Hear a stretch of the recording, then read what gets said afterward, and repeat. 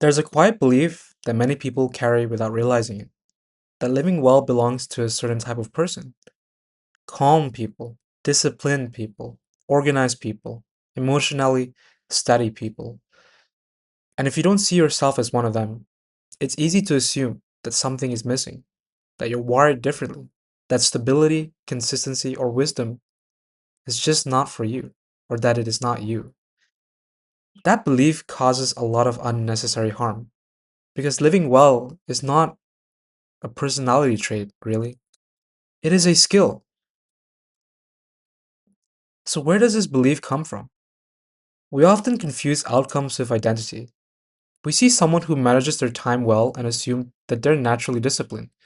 We see someone who communicates calmly and assume they're just built that way. We see someone with a stable life and assume they've always been stable. However, what we usually don't see is the learning curve, the trial and error, the adjustments, the mistakes made quietly, away from the spotlight.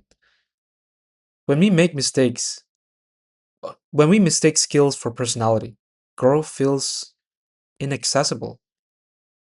But when we recognize skills as learnable, the entire landscape changes. Personality influences tendencies. You might prefer solitude or stimulation. You might process emotions internally or externally. You might move quickly or slowly by nature. But none of these determine whether you can live well. Skills determine outcomes: the ability to regulate emotions, the ability to plan realistically, the ability to communicate clearly, the ability to recover after setbacks. These are not personality traits, these are learnable practices. And once you separate the two, you stop fighting who you are and start working with what you can build. And the phrase why I'm just not that type of person is actually misleading. It may sound harmless, but it actually shuts doors quietly. I'm just not disciplined. I'm just bad with money. I'm just not consistent. I'm not the kind of person who sticks to things. Most of the time, this isn't honesty, it's a misunderstanding. What it usually means is I was never taught how. I didn't have structure. I tried without guidance and burned out. I associated learning with shame or pressure. Skills fail when systems are missing, not when people are incapable. And living well requires practice, not perfection from you. Skills are built through repetition, not personality alignment. You don't become calm by deciding to be calm. You don't become disciplined by wanting it harder. You don't become wise by thinking more deeply once.